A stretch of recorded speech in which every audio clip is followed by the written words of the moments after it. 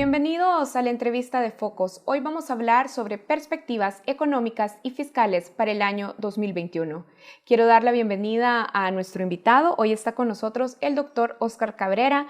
Él es presidente de la Fundación para el Desarrollo de Centroamérica, FUDECEN, y también recordamos que fue presidente del Banco Central de Reserva de nuestro país. Doctor Cabrera, gracias por aceptar esta entrevista. Muchas gracias, Carla. Para mí es un gusto estar en esta entrevista y pues que podamos dialogar sobre diferentes hechos de la economía nacional. Bien, doctor, FUDECEN ha publicado en su último informe, Propuesta para superar la crisis sanitaria y económica en el marco de la pandemia por COVID-19, que la recesión económica de nuestro país se confirma con fuertes caídas de la actividad económica de menos 9.4% y menos 5.9% en el tercer y cuarto trimestre de 2020. ¿Cuáles son los indicadores que nos permiten ver cómo la recesión económica mundial ha tocado a El Salvador? Son varios indicadores. Primero vamos a entrar por el canal comercial. Las exportaciones de enero a septiembre han caído menos 12%.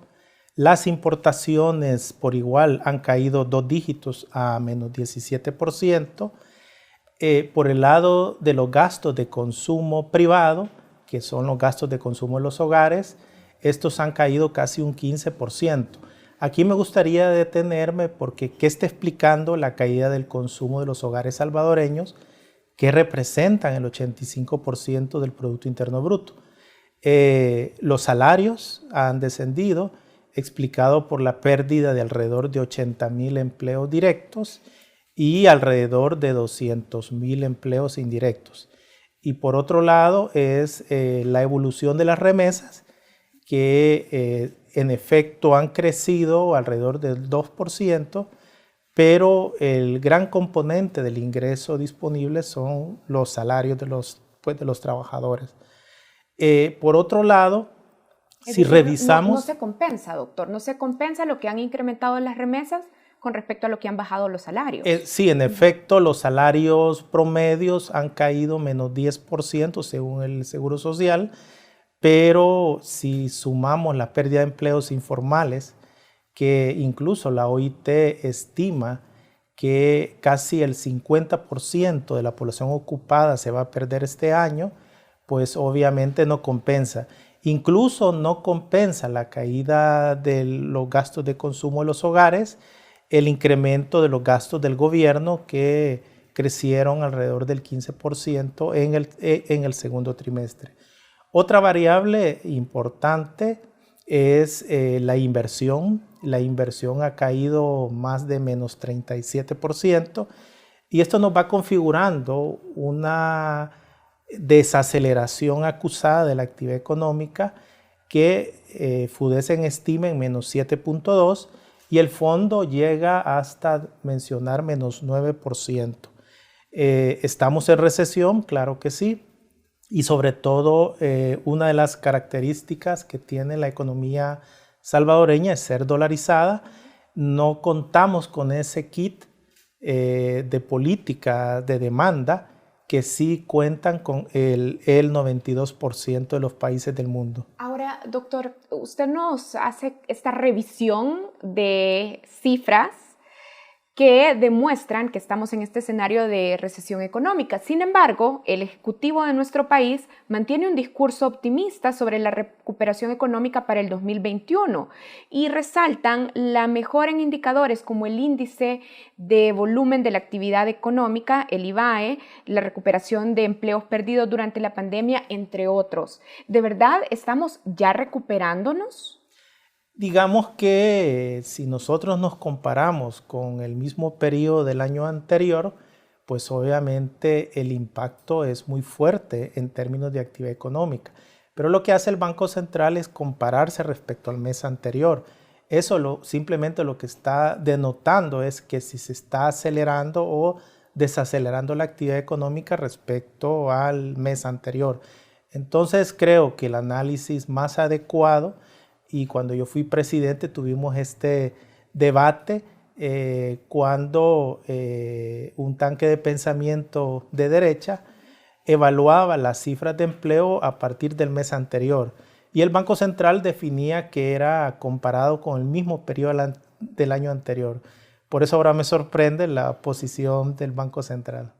Claro, porque entonces el indicador real de comparación, o digamos, no el real, sino el más efectivo o el más creíble, entonces sería con respecto al mismo periodo del año anterior y no mes con mes. Y no, eso solo mide, por ejemplo, si estamos en un nivel de desaceleración de menos 11%, el siguiente mes llegamos a menos 9%, entonces lo que están comparando es menos 9 respecto a menos 11, pero no menos 11 respecto al mismo periodo del año anterior. De acuerdo. ¿Verdad?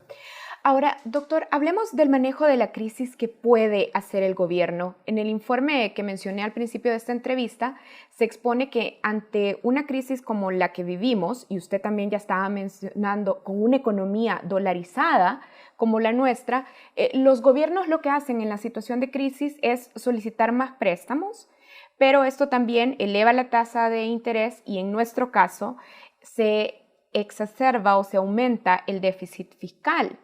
¿Era ineludible el escenario económico y fiscal en el que nos encontramos? Sí, esto era crónica de una muerte anunciada. En una economía dolarizada hay más tendencia a una recesión cuando, digamos, por efectos de la pandemia, nosotros no tenemos flotadores como el 92% de los países que tienen su tipo de cambio. Cuando se reduce la demanda de las exportaciones de El Salvador, nosotros no podemos devaluar nuestra moneda como lo ha hecho Guatemala, Honduras y Nicaragua. Entonces, el impacto es un tsunami en la actividad productiva. Las empresas se empiezan a llenar en sus estanterías de productos porque no los pueden vender. Y por otro lado, en el mercado laboral automáticamente hay una pérdida de empleos. Si tuviéramos el tipo de cambio como el resto de la región centroamericana, pues obviamente el impacto solo lo hubiéramos sentido en la devaluación del tipo de cambio. En una economía dolarizada, por lo tanto, solo disponemos de la política fiscal, pero el espacio de la política fiscal es muy limitado. Usualmente es un año o a lo sumo año y medio, y quiero poner de ejemplo la recesión que tuvimos en el 2009. El gobierno de Mauricio Funes implementó una política expansiva que solo duró un año.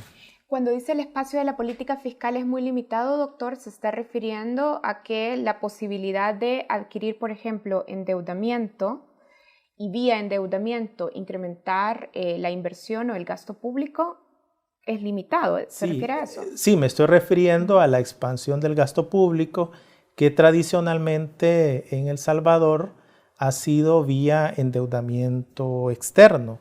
Entonces, el espacio de poder incrementar el gasto se finaliza, por un lado, porque tenemos agencias calificadoras de riesgo, que son los estandartes de la autoridad y de la austeridad en el mundo.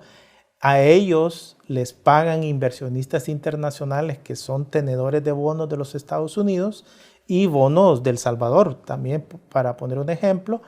Y obviamente ellos van a primar a que los países incorporen políticas de austeridad con el objetivo que se pague el principal y los intereses.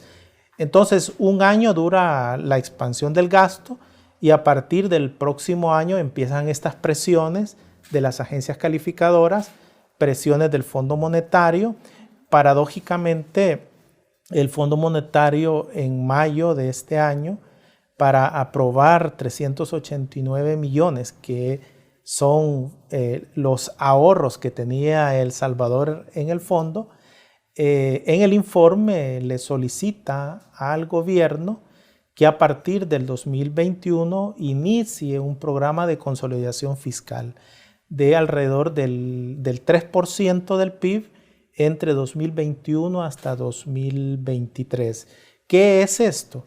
Es simplemente incrementar el IVA 2 o 3 puntos, es aumentar el impuesto a los derivados del petróleo y es congelar los salarios de los trabajadores públicos y compra de bienes y servicios. En suma, esto no es más que una política de austeridad y es lo que Moody's esta semana ha solicitado al gobierno implementar ese tipo de políticas. Ahora, doctor, usted dice, bueno, en una economía como la nuestra y con un choque externo producto de la crisis por la pandemia del COVID, para una economía dolarizada como la nuestra, las alternativas eran pocas. Entonces, esta situación debería de llevar al gobierno a una reflexión sobre la posibilidad de desdolarizar la economía salvadoreña. Bueno, la desdolarización fue una acción de política pública que no fue consensuada con la sociedad, ¿verdad? Por lo tanto, solo fue aprobada por mayoría simple. Entonces, por lo tanto, yo creo que se tendría que abrir el debate entre las fuerzas sociales, qué es lo que requerimos en el mediano plazo para este país. Si optamos por un crecimiento inclusivo, si optamos por generar pleno empleo, pues obviamente necesitamos tener nuestro propio tipo de cambio y obviamente activar la política monetaria, crediticia y cambiaria como la hacen la mayoría de países. Pero sí consideramos que lo importante es mantener la dolarización con la finalidad de tener un sistema financiero estable o con la finalidad de darle certidumbre a los grandes importadores de El Salvador, pues entonces tenemos dos visiones acerca de lo que es importante para este país. Tenemos el ejemplo de Argentina. Argentina, después de tener una caja de convertibilidad, tomó la decisión de nuevo volver a un tipo de cambio flexible y durante 10 años Argentina tuvo las tasas de crecimiento más elevadas, se generó pleno empleo. Entonces, ese debate yo creo que es un debate de toda la sociedad y no solo de una fundación o mi persona. Bien. Doctor, FUDESEN también ha advertido que en un escenario de crisis como el que estamos viviendo, se recurre a tocar la reserva de liquidez del Banco Central de Reserva. Ahora, en este momento, podemos decir que está fuera de peligro el sistema financiero salvadoreño si se ha acudido a la reserva del Banco Central. Sí, dentro de las medidas de política monetaria que le quedaron al Banco Central después de la dolarización es el manejo del encaje legal. El encaje legal tiene un objetivo y es prevenir corrida bancaria y crisis de liquidez.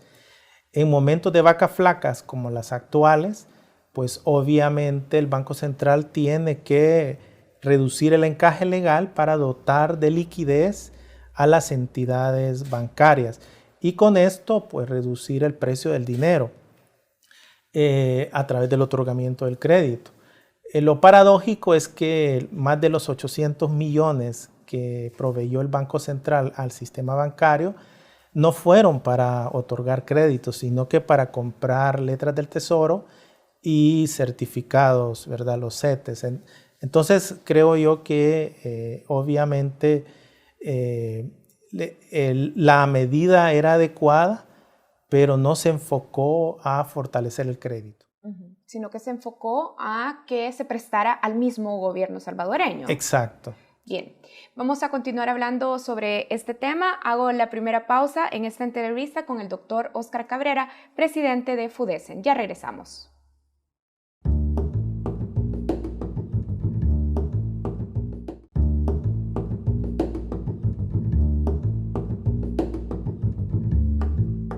Continuamos en la entrevista de Focos. Estoy conversando con el doctor Óscar Cabrera. Él es presidente de FUDESEN y también recordemos que fue presidente del Banco Central de Reserva de El Salvador. Doctor, en el bloque anterior quedó pendiente una pregunta. Yo le decía, bueno, en este escenario de crisis el gobierno salvadoreño ha recurrido a la reserva del Banco Central de nuestro país y usted también explicaba que ese dinero ha ido al sistema financiero, pero también ese sistema financiero ahora se ha vuelto acreedor del gobierno salvadoreño. Esta relación en la que la banca salvadoreña es acreedora del gobierno pone en riesgo a nuestro sistema financiero. Primero, creo que tenemos un sistema financiero sólido. Existe un marco legal y normativo que define los grados de libertad en lo que un banco puede invertir en títulos valores, no solo del Estado. Entonces, los bancos tienen un manejo del riesgo de crédito y de endeudamiento, pues de acuerdo a estándares internacionales. Por otro lado, el sistema bancario se fondea en un 82% con depósitos de ciudadanos salvadoreños. Entonces, por lo tanto, digamos, es sólido. Yo no veo en el muy corto plazo algún problema de liquidez de parte del sistema bancario y del sistema financiero. Y también el Fondo Monetario en su informe de mayo advierte de la solidez del sistema financiero. Ahora, el ministro Zelaya, el ministro de Hacienda, ha dicho que sería un suicidio cortar los gastos del presupuesto 2021. FUDESEN también ha advertido que las políticas de austeridad afectarían particular y gravemente a la población salvadoreña que vive en condiciones de pobreza. ¿Diría entonces, doctor Cabrera, que el ministro de Hacienda habla el mismo lenguaje que ustedes? Yo creo que si uno revisa la hoja web del Fondo Monetario se va a encontrar que la mayoría de países del mundo, el interés en este momento es reducir las tasas de mortalidad producto del COVID-19 y dotar de un sistema sanitario a sus ciudadanos. Por lo tanto, sería un pecado social estar pensando en políticas de austeridad cuando todavía no se ha eliminado la pandemia. Lo que la Fundación para el Desarrollo sostiene es que la vía de financiamiento del presupuesto no es la adecuada a través del endeudamiento. Nosotros sostenemos que quien pague los costos de la pandemia sean los hogares de mayores niveles de ingreso y riqueza. Y por otro lado, que el gasto incorporado en el presupuesto no se ha debatido con expertos epidemiólogos, expertos en políticas de salud, para evaluar si en efecto esos recursos son suficientes para atenuar los impactos de la pandemia. Y por otro lado, siempre se requiere de indicadores para ir evaluando los impactos multiplicadores que tiene el gasto público y la inversión. Estudios que ha hecho el mismo Banco Central define que por cada dólar que el Estado gasta genera $1.20 en la actividad económica. Entonces creo que son todos los países del mundo los que están implementando políticas expansivas para prevenir los impactos del COVID. Y a su juicio, entonces, ¿cómo debe estructurarse el gasto en el presupuesto 2021 para que no simplemente se eleve, pero no tenga necesariamente los impactos esperados en el desarrollo económico y social de El Salvador? Sí, primero es fundamental el gasto destinado a la salud. Creo que se requiere de material sanitario de primer nivel para los trabajadores que están en la primera línea. Segundo lugar, se requiere de material sanitario para los líderes comunitarios que tendrían que ser los actores principales en el combate del COVID-19. En los anteriores gobiernos se había definido todo un sistema sanitario basado en la persona, en la comunidad a través de los ECOs. Esto se ha deshabilitado por el actual gobierno cuando habían sido acciones de política sanitaria que habían sido trabajados con organismos internacionales como la OMS y la OPS. Entonces, esa es la primera prioridad. La segunda prioridad tendría que ser fortalecer el poder adquisitivo de los hogares, y esto implica subsidios, transferencias a los hogares, y en tercera vía también reconstituir el tejido empresarial de las micro y pequeñas empresas. Las micro y pequeñas empresas son la columna vertebral del crecimiento económico y de la generación de empleo. Y estos elementos yo creo que tendrían que ser debatidos pues, en la Asamblea Legislativa. Y en lo que conocemos del presupuesto 2021, ¿ve estos elementos del gasto incorporados? Prioridad de salud, prioridad del tejido de las micro, pequeñas y medianas empresas y subsidios y transferencias a los hogares en riesgo de vivir en pobreza. Digamos que es muy limitado los recursos que se están destinando. Y obviamente yo creo que la Asamblea ahorita tiene una oportunidad para llamar a diferentes centros de investigaciones, sindicatos, gremiales y plantear sus posiciones. Por ejemplo, FUDESEN, por eso definimos una investigación en la cual estamos proponiendo otra modalidad en cuanto a la discusión del presupuesto. Sí echamos de menos en el presupuesto que usualmente responde a un plan quinquenal de desarrollo. No tenemos un plan quinquenal de desarrollo, por lo tanto no tenemos claro los hogares, las empresas, la brújula hacia dónde va este país. Y esto es muy grave. Esto es muy grave para las decisiones de qué, cómo y para quién producir, ¿verdad? Entonces, por lo tanto, insto a definir con claridad.